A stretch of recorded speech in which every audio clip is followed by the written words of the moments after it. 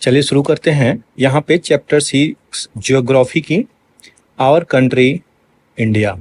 तो भारत के बारे में छोटी सी डिटेलिंग है, बहुत ज़्यादा तो डिटेलिंग इसमें अभी नहीं है, लेकिन सारे पहलुओं को संक्षेप में ही देखेंगे जो भी इसमें संक्षेप में दिया हुआ है। तो सबसे पहले अपनी प्यारी कंट्री भारत के बारे में यहाँ पे जानेंगे हम। चलिए शुरू करते हैं। इंडिया पहले अगर बात करी जाए तो एक विशाल कंट्री है। लेंथ इसकी अगर बात करें, नॉर्थ से अगर हम कंसीडर करते हैं साउथ तक, तो नॉर्थ से साउथ इसका एक्सपेंसेज है, और ईस्ट से वेस्ट की बात करें तो इसकी ईस्ट से वेस्ट तक भी एक्सपेंसेज है, यानी लंबी चौड़ी और लेंथ ब्रेथ इसका पूरा है। इसी कारणवश इसे वास्ट जियोग्राफिकल एक्सपेंस बोला गया है, बड़ी कंट्री है। नॉर्थ की अगर हम बात करते हैं, यहाँ पे भारत के नॉर्थ में तो हिमालय से ऊंची पहाड़ियों से घिरा हुआ है, जो बहुत हद तक साइबेरियन की ठंडी हवाओं को रोक देती है, मदद करती है। भारत में वो ठंडी हवाएं नहीं आती और वहीं तक रुक जाती हैं हिमालय तक। ये चीजें याद रखिएगा, काफी मदद करती हैं वो। बात करी जा रही है अरेबियन सी की, तो अरेबियन सी भारत के वेस्ट पार्ट में पड़ता है, याद रखिएगा। बे ऑफ बंगाल की अगर हम बात करें तो भारत के ईस्ट पार्ट में पड़ता है आपका।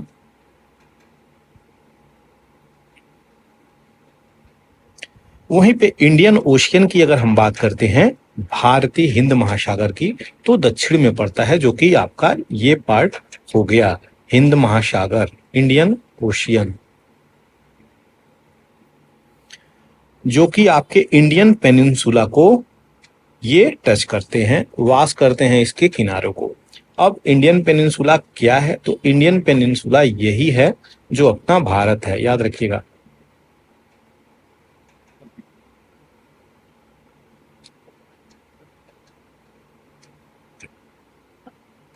सही तो मैप नहीं बन पा रहा, लेकिन ठीक है, आप समझ जाएंगे।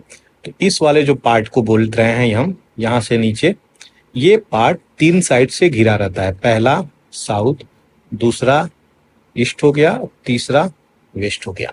इसी को हम यहाँ पे पेनिनसुला कह रहे हैं। तो पेनिनसुला ऐसा है जो सराउंड होती है वाटर से तीनों साइड से। आशा करते हैं इस पेनिनसुला को समझाने में मैं सफल हो गया हूँगा।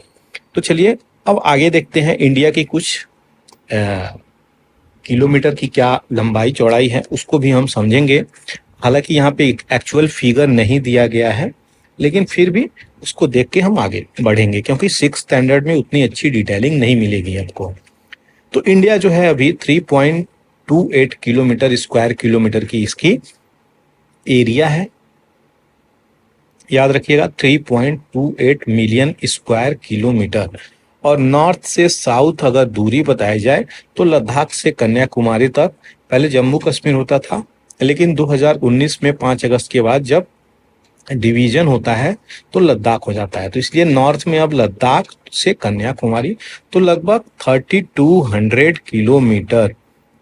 एक्चुअली में ये 3214 है इसका फिगर, तो इसको 3200 किलोमीटर बोला जाता है। ईस्ट से वेस्ट की अगर दूरी, ये वाली दूरी मानी जाए, ये वाली दूरी ईस्ट से वेस्ट की, तो अरुणाचल प्रदेश से लेके आपके कच्छ तक की दूरी 2900 यानी 2933 के आसपास किलोमीटर के आसपास एक्चुअली आता है। ये जो पहाड़ है आपका नॉर्थ में उठा हुआ, भारत में अगर हम बात करें तो नॉर्थ में आपके पहाड़ आता है। ग्रेट इंडियन डेजर्ट आपका वेस्ट में आ जाता है, नॉर्दर्न प्लेन पहाड़ के साउथ में आ जाता है, हिमालय के नीचे साउथ में।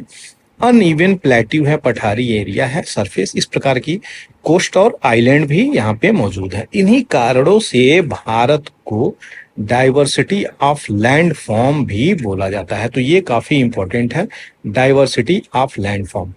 डाइवर्सिटी का मतलब बहुत सारी विभिन्नताएं हैं, जो अभी आपको यहाँ से लेके, समुद्र से लेके, पहाड़ से लेके, प्लेन से लेके, प्लेट्यू से लेके और हिल एरिया से लेके desert, coastal area, island area, ये जो भी चीजें हैं सारी कंप्राइज करके ही इसे डाइवर्स बनाती हैं। ये वर्ड याद रखिएगा।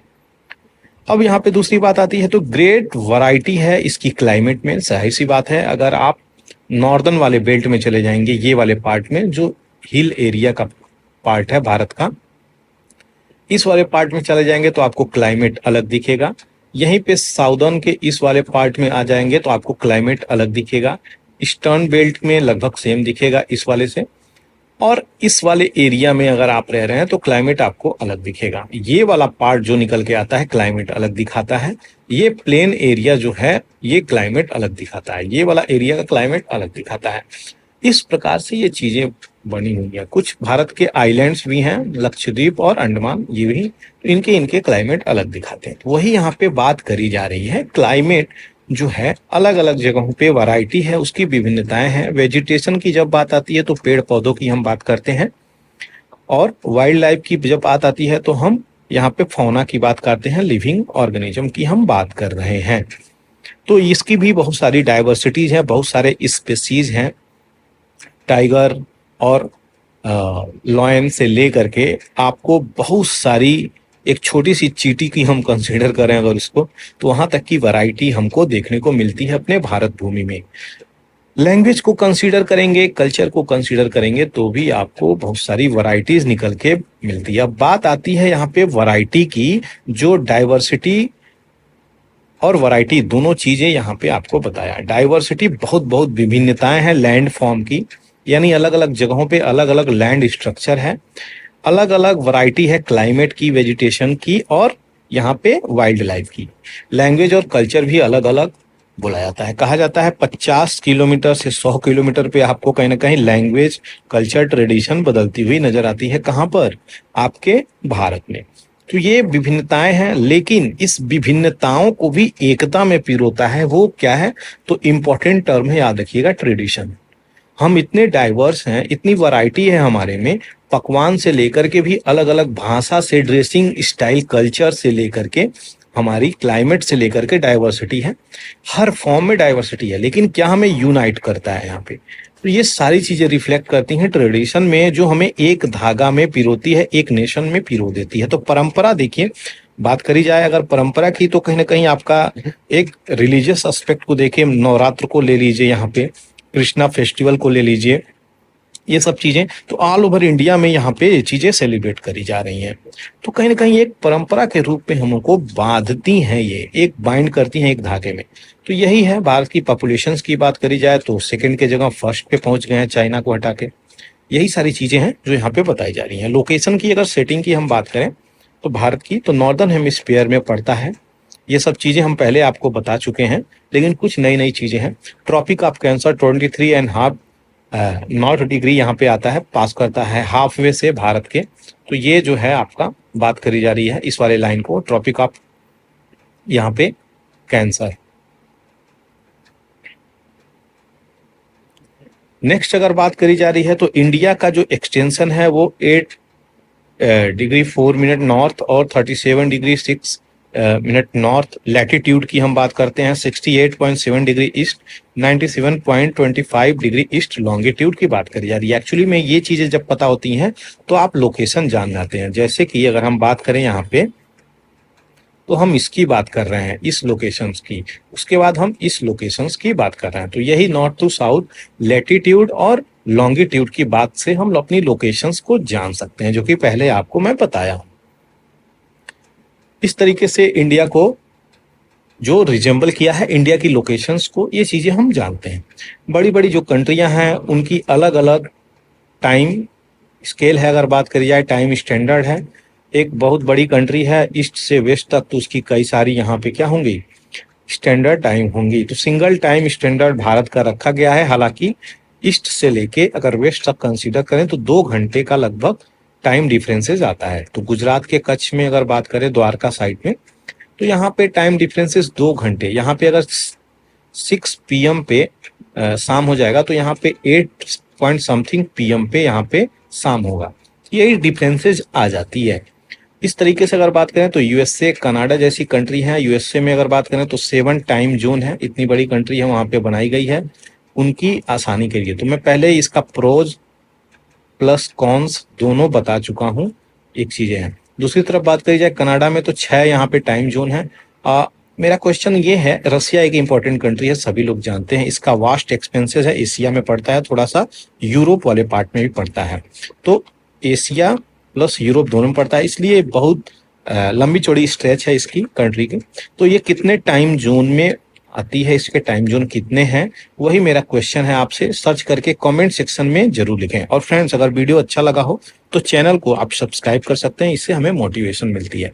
चलिए आगे बढ़ते हैं। यहाँ पे नेक्स्ट जो चैप्टर यहाँ पे निकल के आ रहा है यहाँ पे आपके सामने, वो क्या है? तो इस चैप्टर के अंदर ये चीजें निकल के आ रही हैं कि जो पहले मैं बता चुका हूं, 4 मिनट जो होता है वो 1 डिग्री के बराबर होता है, या फिर 1 डिग्री लैटिट्यूड की बात करें तो यहाँ पे 4 मिनट की बात करी। इसी तरीके से 15 डिग्री की अगर बात करें तो यहाँ पे 15 इंटू 4 कितना हो जाएगा? 60 मिनट की बात होती है। तो 15-15 डिग्री पे कटी हुई है, तो 1 घंटे की ये चीजें हो जाती हैं। यही चीजें यहाँ पे फिर से मैं आपको एक्सप्लेन किया हूँ।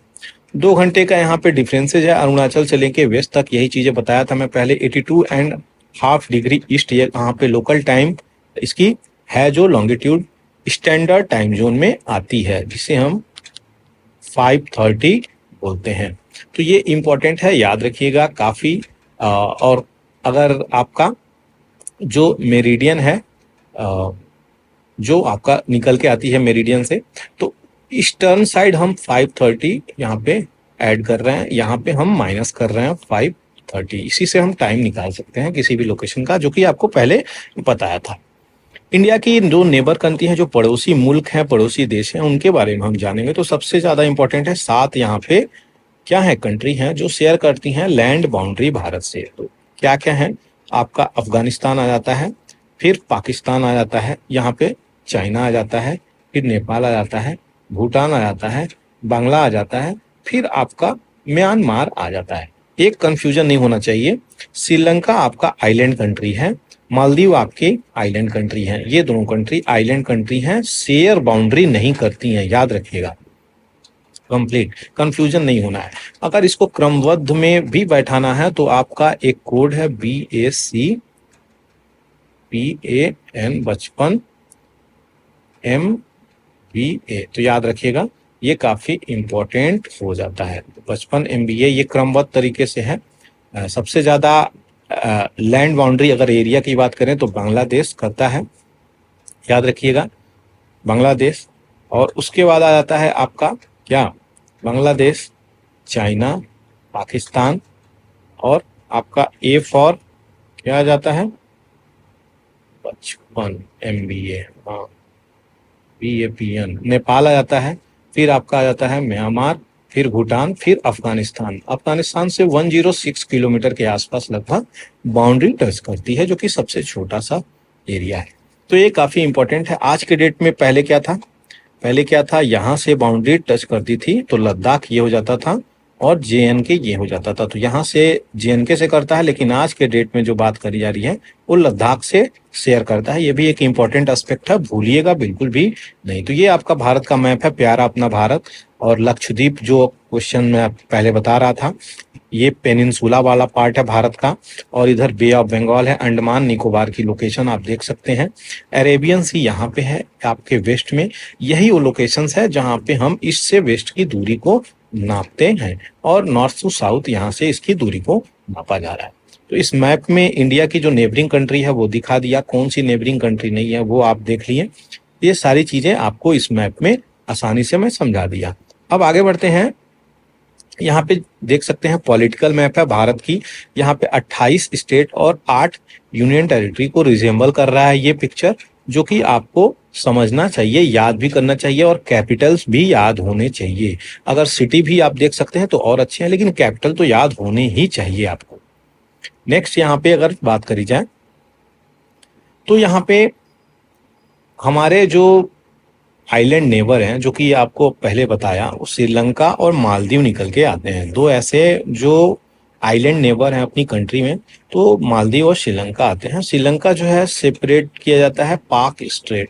स्ट्रेट क्या होता है? एक नैरो लाइन होती है नैरो ओशियन में, जिसको जो आपको सेपरेट करती है। तो यहाँ पे वही वो चीजें हैं, यही वो पाक स्ट्रेट की बात करी जा रही है, जो यहाँ पे कनेक्ट कर रही है बे ऑफ बंगाल को। तो इसी दूरी को यहाँ पे स्ट्रेट बोला जा रहा है, याद रखिएगा। अब ये जो फिजिकल मैप है, पॉलिटिकल और फिजिकल मैप, जो आपका काफी इंपॉर्टेंस रखता है। इसको 28 राज्यों में डिवाइड करें। सबसे पहले अगर बात करी जाए हिमालय की, तो हिमालय देख सकते हैं, ग्रेटर हिमालय हमारा यहाँ पे आ रहा है। तो ग्रेटर हिमालय यहाँ पे निकल के आ रहा है। उसके बाद आपका यहाँ पे लोअर या फिर मिडिल हिमालय आ जाता है, फिर आपका आ जाता है शिवालिक। तो यहाँ पे 3 पार्ट में आ जाता है, जो कि काफी इंपॉर्टेंट आ जाता है। नॉर्दर्न प्लेन की जो मैं बात कर रहा था आपको मैप में, वो यहाँ पे नॉर्दर्न प्लेन ठीक हिमालय के साउथ में आ जाता है। तो ये अगर प्लेन एरिया की बात करें तो आपका यहाँ से प्लेन एरिया निकल के यहाँ तक प्लेन एरिया हमारा मिलता है, जो कि बहुत ही फर्टाइल लैंड माना जाता है। अब ये फर्टाइल लैंड क्यों माना जाता है, उसका कारण यही है कि ये रिवर अपने साथ सेडिमेंट लेके आती हैं काटती हुई, और वो छोटे छोटे सेडिमेंट बहुत ही ज्यादा मिनरल्स लेके आते हैं, वो डिपॉजिट करती हैं, और इन्हीं डिपॉजिशन की वजह से ये प्लेन एरिया के रूप में बदली हैं। और इन्हीं पे अगर हम खेती करते हैं, जो मिट्टी में कन्वर्ट हो गई हैं कई लाख साल के बाद, तो ये फर्टाइल लैंड के रूप में होती हैं। तो कुछ इंपॉर्टेंट रिवर हैं, गंगा, ब्रह्मपुत्रा, यमुना, और उसकी ट्रिब्यूटरी भी हैं, घाघरा, गंडकी, रामगंगा। ये दुनिया भर की इसकी ट्रिब्यूटरी हैं जो इंपॉर्टेंट है। इस वाले प्लेन में भी अगर बात करें तो यहाँ पे रिवर निकल के आती है, झेलम, चेनाब, रावी, सतलज, जाके यहाँ पे इंदस में मिल जाती है। तो सतलज, रावी जो है, रावी किस में मिल रही है, यहाँ पे सतलज में, सतलज जाके इंदस में मिल जा रही है, और ये पाकिस्तान के होते हुए गल्फ ऑफ कच्छ में इधर जाके मिल जाती है। यहाँ पे हम बात कर रहे थे 2 ऐसे रेंजेस की, विंध्या रेंजेस और यहाँ पे सतपुरा रेंजेज। इन रेंजों से निकल के क्या जाती है आपका, तो निकल के आपकी नदियां जाती हैं। तो नर्मदा जो रिवर है वहां से निकल के जा रही है, तापी रिवर। ये 2 ऐसी इंपॉर्टेंट रिवर हैं, नर्मदा एंड तापी, जो आपके गल्फ ऑफ खंबात में निकलती हैं। देखिए क्वेश्चंस यहाँ से आता है, gulf of Khambhat plus gulf of Kutch, इसकी लोकेशन भी आपको इंपॉर्टेंट होनी चाहिए, पता होनी चाहिए। तो गल्फ ऑफ खंबात में जाकर के नर्मदा और तापी रिवर दोनों अपनी पानी मिला देती हैं, जिसे हम अरेबियन सी भी कह सकते हैं। तो अरेबियन सी और गल्फ, एक्चुअली गल्फ और सी में अंतर है। तो ये एक खाड़ी है जो आपके प्लेस के एरिया के आसपास आपको दिखती है, लेकिन ये सीज है, बहुत बड़ा होती है, एक एरिया होती है इनकी, इनसे बड़ी होती है ये चीजें। तो इस वाले लोकेशंस पे ये जाके मिलती है तापी। एक्चुअली कुछ और भी रिवर है जो यहाँ पे मिलती हैं, लेकिन main primary river Narmada Tapi आती हैं।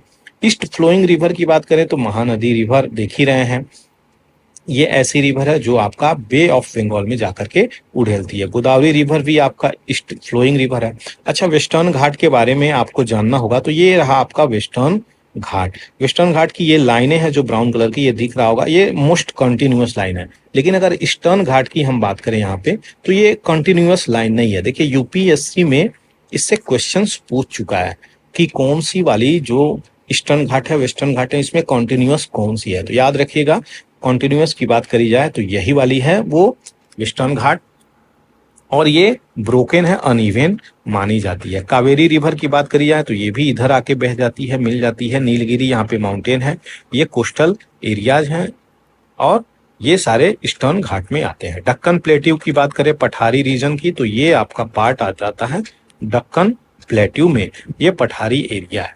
तो ये इंपॉर्टेंट है, इतना सारा चीजें आपको जानना ही जानना चाहिए। कृष्णा रिवर भी यहाँ पे आके मिल जाती है। तो ये इंपॉर्टेंट चीजें हैं जो आपको इस मैप के अंतर्गत, मैं आपको इंडिया के फिजिकल चीजों को मैं यहाँ पे एक्सप्लेन किया, प्लेन, प्लेट्यू और माउंटेन। तो प्लेट्यू जो है पठारी एरिया है, यही वो पठारी एरिया है, उबड़ खाबड़ उबड़ खाबड़ होती है, लेकिन प्लेन एरिया में ये आते हैं, ये हिमालय का रेंज आ जाता है। ये सारी चीजें आपको मैं यहाँ पे बताया, आशा करते हैं आप यहाँ पे समझे होंगे। आगे बढ़ते हैं यहाँ पे डिटेलिंग को अगर देखा जाए यहाँ पे, तो यहाँ पे 8 यूनियन टेरिटरी हैं, पहले ही बता चुका, लेकिन इसको छोड़िए, उतना तो ये इंपॉर्टेंट है नहीं। अब फिजिकल डिविजन्स पे हम ध्यान देंगे, जो कि काफी इंपॉर्टेंट हो जाता है। भारत की अगर फिजिकल डिवीजन की बात जब आती है तो ऐसा बिल्कुल भी नहीं है कि इसकी डाइवर्सिटी को हम छोड़ सकें, क्योंकि यही तो इसका फीचर है, फिजिकल डाइवर्सिटी इसका फिजिकल फीचर है। अगर फिजिकल डिवीजन की हम बात करें तो वही चीजें निकल के आएंगी। उसमें क्या आएंगी, तो बहुत सारा सिंपल है, कोई कठिन बात नहीं है। माउंटेन आ जाएगा, प्लेट्यू आ जाएगा, प्लेन आ जाएगा, कोस्ट आ जाएगा, और आइलैंड आ जाती है। सेंटिनल नॉर्थ की जब भी बात आती है तो हिमालय का ही पर्वत आता है, जो कि आइस से ढका हुआ है, द एबोर्ड ऑफ स्नो। कई सारी बुक्स भी निकली हैं, एबोर्ड ऑफ द स्नो। तो ये वही हिमालय का मतलब होता है, एबोर्ड ऑफ द स्नो। लेकिन यहाँ पे हिमालय जो माउंटेन है वो डिवाइडेड करी गई है, उसे बांट दिया गया है पैरेलल रेंजेस में। और वो 3 रेंजेस कौन कौन सी हैं, तो पहले बता दूं आपको, हिमाद्री आती है जिसे ग्रेट हिमालय भी बोलते हैं। तो ग्रेट हिमालय नॉर्थ में, अभी मैप में आपको जस्ट दिखाया था मैं, 3 हिमालय था, ग्रेटर हिमालय, मिडिल हिमालय, या फिर आप हिमाद्री बोल सकते हैं। उसके बाद साउदर्न हिमालय। तो वर्ल्ड की हाईएस्ट पीक की अगर बात करें तो इसी रेंज पे आती है, वो है कि ग्रेट हिमालय। मिडिल हिमालय की जब भी हम बात करते हैं तो ये बहुत ही इंपॉर्टेंट टूरिस्ट डेस्टिनेशन क्रिएट करता है, जिसे हम हिमाचल बोलते हैं, याद रखिएगा। तो ये साउथ ऑफ हिमाद्री आती है, जो कि सबको पता ही होगा। पॉपुलर हिल स्टेशंस की बात करी जाए, टूरिस्ट स्पॉट की बात करी जाए, तो यही वो जगह है जहां पे सिचुएटेड है। शिवालिक किसके साउथ में आती है, किसके मिडिल के साउथ में आ जाती है Shivalik range. Northern Indian plain की अगर हम बात करें तो ये आपके साउथ ऑफ द हिमालय में स्थित है, जो कि हम सभी लोग जानते हैं। तो ये जो मैप की अगर हम बात करें, भारत के कुछ मैप की, तो भारत के मैप की हम जो बात करते हैं वो यही वाला पार्ट है जो प्लेन एरिया का हम बात कर रहे हैं। तो यही वो एरिया है जिसकी हम बात कर रहे हैं। तो नॉर्दर्न प्लेन की बात करी जा रही है यहाँ पे। ये जनरली लेवल और फ्लैट है अगर हम बात करें तो, है साउथ ऑफ द हिमालय में। और फॉर्म्ड किससे ये बने हैं, तो एल्यूवियल डिपॉजिट से। जैसा कि मैं पहले ही बताया, ये टीयर डाउन रिवर्स की वजह से यहाँ पे आए हुए हैं। यानी ये जो रिवर निकलती हुई हिमालय की पहाड़ियों से तीव्र गति से नीचे उतरती है मैदानी इलाकों में, तो मैदानी इलाकों में वो इतनी तेज गति से उतरती है, अपने साथ बोल्डर पत्थर लेके, कंकड़ मिट्टी, बहाव, पेड़ पौधे सब कुछ लेके आती हैं। यानी बात सही मायने में बोले तो फ्लोरा फौना भी लेके आती हैं। तो वो आकर के डिपॉजिट करती हैं, और जिसके कारण यहाँ पे फर्टाइल लैंड तैयार होता है। तो नदियां कौन कौन सी हैं, इंदस हो गई, गंगा हो गई, ब्रह्मपुत्रा हो गई, और इसकी सहायक नदियां हो गई जो आके मेन रिवर में मिल जाती हैं, जिसके कारण प्लेन एरिया, ये वाला एरिया बहुत ही ज्यादा फर्टाइल होता है। तो यही वो गंगेटिक बेल्ट है जो काफी इंपॉर्टेंट आपको जानना है। रिवर जो है प्लेन प्रोवाइड करती हैं फर्टाइल लैंड, जैसा कि बताया, खेती करने के लिए हर प्रकार से। दूसरी तरफ अगर बात करी जा रही है वेस्टर्न पार्ट ऑफ इंडिया की, तो वेस्टर्न पार्ट ऑफ इंडिया की हम बात करें तो ये ग्रेट इंडियन डेजर्ट यहाँ पे है आपका। तो राजस्थान में ही है ग्रेट इंडियन डेजर्ट। ये ड्राई है, हॉट है और सैंडी है, बालुई है। ये यहाँ पे वेजिटेशन की बात करी जाए, पौधों की बात करी जाए, तो यहाँ पे कम है। South of the northern plain की अगर बात करते हैं यहाँ पे, तो पेनिनसुलर रीजन, यही वो पेनिनसुलर रीजन है जो बार बार बता रहा हूँ। 3 साइड से वाटर से घिरा हुआ है तो पेनिनसुलर आ जाता है। जो 4 साइड से वाटर से घिरा हुआ है तो आइलैंड हो जाता है। तो वो पेनिनसुलर प्लेट्यू इस पठारी को बोलते हैं। ट्राइएंगुलर इसका शेप है, देख सकते हैं ट्राइंगल की शेप में है, ये त्रिकोण शेप में, काफी इंपॉर्टेंट है। और रिलीफ जो है इसकी हाईली अनइवन है। रिलीफ की जब भी हम बात करते हैं तो हम हाइट से उसकी मेजरमेंट करते हैं। तो यानी जो रिलीफ है उबड़ खाबड़ है, ऐसा नहीं है, प्लेन एरिया है, तभी तो ये अनइवन यूज हुआ है। और प्लेट्यू का मतलब ये होगा तो अनइवन होगा ही होगा। बहुत सारी यहाँ पे हिल रेंजेज हैं, वैलीज हैं। अरावली वैलीज की हम, अरावली हिल्स की हम बात किए हैं। अगर अरावली हिल्स तो oldest range, one of the world oldest माना जाता है विश्व की अरावली। ये तो ये फोल्ड माउंटेन में आ जाता है, फोल्ड माउंटेन ऐसे ऐसे, तो ये फोल्ड माउंटेन में आता है अरावली हिल्स। और वर्ल्ड की सबसे लगभग ओल्ड वन ऑफ द मानी जाती है, याद रखिएगा। सबसे ज्यादा ओल्डेस्ट भी मानी जाती है, one of the actually word use हुआ है। तो ये भी एक इंपॉर्टेंट एस्पेक्ट है। ये बॉर्डर करती है नॉर्थ वेस्ट में, तो नॉर्थ वेस्ट की बात यही चल रही है अरावली की। और इम्पोर्टेंट यहाँ पे क्या है, तो विंध्या और सतपुरा इंपॉर्टेंट रेंजेस हैं जो कि आपको पता ही होना चाहिए। यहाँ पे विंध्या सतपुरा मैं बताया था। रिवर नर्मदा और तापी फ्लो करती हैं आपके इस वाले पार्ट में, गल्फ ऑफ खंबात, ये गल्फ ऑफ कच्छ हो गया, ये गल्फ ऑफ खंबात, तो इस वाले पार्ट में आके मिल जाती हैं नर्मदा और तापी रिवर। वेस्ट फ्लोइंग ये 2 इंपॉर्टेंट रिवर हैं जो अरेबियन सी में आके मिल जाती हैं। वेस्टर्न घाट सह्याद्री की अगर बात करें, अच्छा वेस्टर्न घाट और सह्याद्री में कंफ्यूज नहीं होना है, ये लगभग सेम ही है, याद रखिएगा। तो वेस्टर्न घाट और सह्याद्री यही वो पार्ट है जहां पे हम वेस्टर्न घाट और सह्याद्री की हम बात कर रहे हैं। तो ये बॉर्डर करती हैं प्लेट्यू वेस्ट से, और ईस्टर्न घाट जो है प्रोवाइड करती है ईस्टर्न बाउंड्री। तो यहाँ पे अगर ईस्टर्न घाट की हम बात करें तो ईस्टर्न बाउंड्री प्रोवाइड करती है।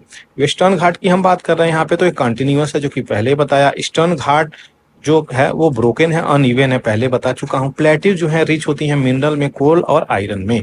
याद करिए जो भी पठार है एक्चुअली ये जो बेसाल्ट है ये फटा था यहाँ पे, जो भी ज्वालामुखी या फिर जैसे भी, तो ये आ आके जो सिल्ड बनाया था इसी पठार को ये पठारी क्षेत्र में बदल दिया गया है। तो यही वो जगह है जहाँ पे बहुत सारी कोल और आयरन की मिनरल की डिपोजिशन होती है।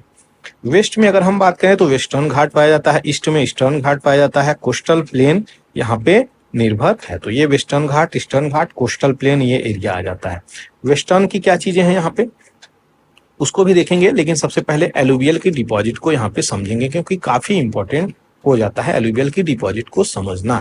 जब भी एलुवियल की डिपॉजिट हो तो आप गंगा रिवर से कंपेयर कर सकते हैं, इंदस रिवर से कंपेयर कर सकते हैं, आप ब्रह्मपुत्रा के रिवर से कंपेयर कर सकते हैं, गंडकी से कर सकते हैं, कोसी तबाही मचाती है इससे कर सकते हैं। ये सारी रिवर निकल के आती है हिमालय के क्षेत्रों से। सबसे ज्यादा फाइन सॉइल्स लेके आती हैं ये रिवर और ये डिपॉजिट करती हैं, इन्हीं को हम एलुवियल डिपॉजिट कह देते हैं। फॉर एग्जाम्पल अगर ये माउंटेन एरिया है, इन माउंटेन एरिया से जो रिवर निकल के आती हैं, आप देखिए ऊपर से नीचे की तरफ अगर पानी को आना हो तो हम लोगों का मान लीजिए 4 फ्लोर की बिल्डिंग है, 4 फ्लोर की बिल्डिंग है, तो इस 4 फ्लोर की बिल्डिंग से पानी नीचे आती है तो प्रेशर यहाँ ज्यादा, तो नीचे तीव्र गति से पानी आती है। यही चीज है, ऊपर से माउंटेन से रिवर जब चलती है नीचे की तरफ प्लेन एरिया तक आती है तो ये अपने साथ बहुत सारे पत्थरों को काटते, पहाड़ों को काटते, बोल्डर को, कंकड़ को लेके आ जाती है। यही बोल्डर आपस में घीट के रिट्रीशन होके ये क्या बनाते हैं, फाइन सॉइल बनाते हैं। याद रखिएगा, काफी थोड़ा अंदर की बातें बता रहा हूँ। तो इसी को एलुवियल डिपॉजिट बोलते हैं, जो नदियां अपने साथ लेके आती हैं। ट्रिब्यूटरी सहायक नदी के रूप में आती हैं। मान लीजिए ये मेन रिवर है, इसमें आके एक रिवर मिल गई, इसमें मिलके ये बहने लगी, तो ये ट्रिब्यूटरी रिवर कहलाएगी मेन रिवर की। याद रखिएगा। गंगा ब्रह्मपुत्रा वर्ल्ड की लार्जेस्ट डेल्टा बनाती हैं, जिसका नाम सुंदरबन डेल्टा होता है। तो बे ऑफ बंगाल में सुंदरबन डेल्टा है। ये ट्राइंगुलर फॉर्म में डेल्टा क्रिएट करती हैं, कुछ ऐसे ट्राइंगुलर फॉर्म में डेल्टा क्रिएट करती हैं। तो माउथ ऑफ द रिवर की बात करी जाए तो यही माउथ ऑफ द रिवर है, यही माउथ ऑफ द रिवर है जहाँ पे ये रिवर आके मिलती है। क्या, एक तरफ गंगा आके मिलती है, एक तरफ ब्रह्मपुत्रा आके मिलती है। ये इंपॉर्टेंट चीजें हैं, आपको पता होनी चाहिए। आगे बढ़ते हैं।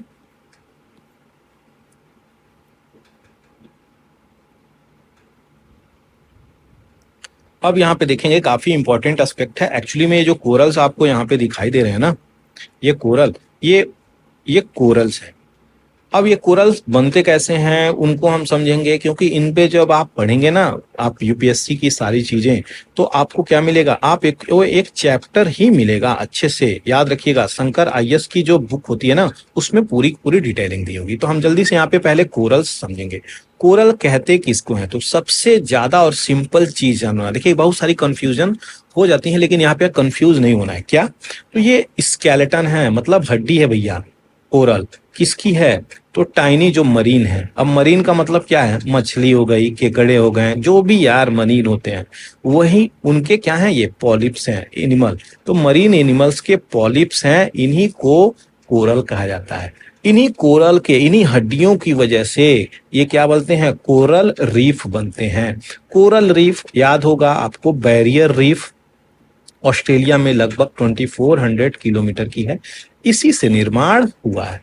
तो ये जानवरों की हड्डियां हैं जो दर प्रतिदर इकट्ठी होते होते होते होते इस वाले रूप में आ जाती हैं। तो कोरल आइलैंड से कई कंट्री भी इस तरीके से बन जाती हैं और कई सारे इंपॉर्टेंट लार्जेस्ट आइलैंड भी बने हुए हैं। तो ये इंपॉर्टेंट चीजें हैं। तो कोरल क्या है, कोरल कुछ भी नहीं है, कोरल हड्डियों का बहुत बड़ा जमाव है, जो आइलैंड के रूप में दिख सकता है, लैंड के रूप में दिख सकता है, और वो पॉलिप से बना हुआ है। तो ये जो भी मरीन एनिमल हैं कोरल, उनको हम यहाँ पे क्या कह रहे हैं, उनको पॉलिप्स कह रहे हैं। तो कोरल क्या है, coral skeleton of tiny marine animals call polyps. तो ये वही है कोरल जिन्हें हम पॉलिप्स कह रहे हैं। याद रखिएगा, भूलिएगा बिल्कुल भी नहीं। अब यहाँ पे लिविंग पॉलिप्स की हम बात कर रहे हैं। तो यहाँ पे जो मरीन एनिमल है जिन्हें हम पॉलिप्स कह रहे हैं, छोटे छोटे मरीन एनिमल, केकड़े, मछलियां छोटी, और भी जीव जंतु छोटे छोटे, उन्हें हम पॉलिप्स कह रहे हैं, और उन्हीं के स्केलेटन से कोरल का निर्माण हो रहा है। तो जो लिविंग पॉलिप्स है, मतलब जो मरीन है छोटे छोटे एनिमल, वो क्या मरते हैं और अपने हड्डियों को छोड़ देते हैं, और उनमें क्या होता है, पॉलिप ग्रो हो जाता है। तो ये ही वो चीज है जो top of the hard skeleton है, यानी हड्डियों का जो पुतला है हमारा, वही ग्रो होता है हायर हायर हायर हायर, और वहां पे कोरल आइलैंड का निर्माण हो जाता है। तो लक्षद्वीप जो है लगभग कोरल के निर्माण से बना है। तो याद रखिएगा, आप यहाँ पे देख सकते हैं कोरल आइलैंड, ये पूरा का पूरा आइलैंड एक आदमी है, देखिए यहाँ पे, इसी के निर्माण से ये चीजें बनी हुई हैं। आशा करते हैं मैं समझाने में सफल हो गया हूँगा। अगर वीडियो अच्छा लग रहा हो तो सब्सक्राइब भी कर दीजिएगा। चलिए, यहाँ पे कोस्टल प्लेन की बात कर रही है, तो यहाँ पे वेरी नैरो यहाँ पे दिख रहा है, लेकिन यहीं पे ईस्टर्न कोस्टल प्लेन की बात करी जाए तो ये वेस्टर्न कोस्टल प्लेन, तो वेस्टर्न कोस्टल प्लेन नैरो है, लेकिन ईस्टर्न कोस्टल प्लेन जो है चौड़ी है। किसकी? ये भारत की हम बात कर रहे हैं, पेनिनसुला की बात कर रहे हैं। तो यहाँ पे याद रखिएगा ब्रॉडर वे में आ जाता है ये। दूसरी तरफ अगर बात करी जाए तो ईस्ट फ्लोइंग रिवर भी है, महानदी, गोदावरी, कृष्णा, ये सब रिवर इंपॉर्टेंट है, कावेरी, जो ड्रेन करती हैं यानी पानी को उड़ेलती हैं बे ऑफ बंगाल में। तो ये बे ऑफ बंगाल है, याद रखिएगा, इसमें पानी अपनी ले आके डाल देती है। ये रिवर फॉर्म करती हैं क्या? फर्टाइल डेल्टा, ये भी डेल्टा बनाती हैं, और माउथ इनकी यहाँ पे निकल के आती है। सुंदरबन डेल्टा जो है, अगर यहाँ पे हम बात करें सुंदरबन डेल्टा, ये भी फॉर्म होती है गंगा ब्रह्मपुत्रा बे ऑफ बंगाल के एरिया में। आशा करते हैं ये चीजें आप समझे होंगे। कुछ इस प्रकार से ये देखिए सी वेव हैं जो सुनामी के आते हैं, और सुनामी जब भी आती है तो आपको एक चीज बता दें, जब भी सुनामी आती है तो अपनी लहरों को समुद्र में बहुत ऊंची नहीं दिखाती है, लेकिन जब किनारों पे आती है, जब ये लैंड एरिया है, लैंड एरिया, तो लैंड एरिया पे आते आते जो अगर ये सरफेस है, जैसे कॉन्टिनेंटल सरफेस है, तो यहाँ से समुद्र आ रही है, यहाँ से, तो ऊंचा आपको इसको मिलने लगता है, तो ये उसकी लहरें बढ़ती रहती हैं। जैसे जैसे ये करती है तो 30 मीटर तक ये इसकी लहरें चली जाती हैं। सबसे पहले एक चीज और क्वेश्चन यहाँ से भी आया है, सुनामी क्या टाइडी वेव्स है? नहीं, ये गलत है स्टेटमेंट, बिल्कुल भी नहीं। सुनामी जो है अगर हम बात करें तो ये एक ऐसा वेव है जो सी वेव के रूप में जानी जाती है। अब यहाँ पे लास्ट चैप्टर ज्योग्राफी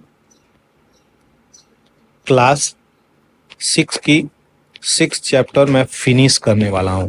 तो यहाँ पे अगर आपको कोई भी दिक्कत हो तो कमेंट सेक्शंस में आप लिख सकते हैं। 2 ग्रुप ऑफ आइलैंड है जो कि पहले ही बताया, लक्षद्वीप आइलैंड जो कि अरेबियन सी में है, और ये कोरल आइलैंड है कोस्ट ऑफ केरला।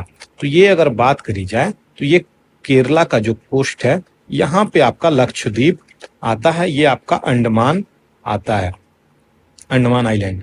अंडमान की अगर हम बात करें, निकोबार आइलैंड, तो ये south east of Indian mainland आता है, जो कि बे ऑफ बंगाल में यहाँ पे पाया जाता है। 2004 में सुनामी आई थी तो बहुत सारे आइलैंड के, निकोबार वाले आइलैंड डूब गए थे। यही चीजें इंपॉर्टेंट हैं। सुनामी जो है ह्यूज सी वेव है, याद रखिएगा, जो कि पहले बताया, ये टाइडी वेव नहीं है, याद रखिएगा। क्वेश्चन यहाँ पे स्टेटमेंट यूपीएससी में दिया हुआ है तो बच्चे कंफ्यूज हो जाते हैं। इसमें देखिए एनसीईआरटी में बारीक चीजों का काफी अच्छे से आप अध्ययन कर सकते हैं। तो due to an earthquake on the sea floor, ये चीजें क्रिएट हो जाती हैं। फॉर एग्जाम्पल, अगर इसके procedure of the origin of the earthquake की हम बात करें, या फिर सुनामी की हम बात करें, तो सुनामी मान लीजिए ये समुद्र है, समुद्र में क्या हुआ, अर्थक्वेक हुआ, जो अंदर का प्लेट हुआ वो खिसका तेजी से, तो जो समुद्र की स्टेबल लहरें हैं जो अपनी दिशा है, तो वो कहीं ना कहीं डाइवर्ट करंट लेके आती हैं, उसकी वजह से सी वेव जो है क्रिएट होता है, बड़ा वाला। वो एनर्जी आके आपको किनारे तक मिलती है, चाहे ईस्ट चाहे वेस्ट, दोनों साइड सुनामी आ सकता है। ये इंपॉर्टेंट चीजें हैं। आशा करते हैं आपको मैं समझाने में सफल होऊंगा, और अगर आपको वीडियो अच्छा लगा हो तो चैनल को सब्सक्राइब कर सकते हैं। थैंक यू फॉर वॉचिंग पूरा एकेडमी।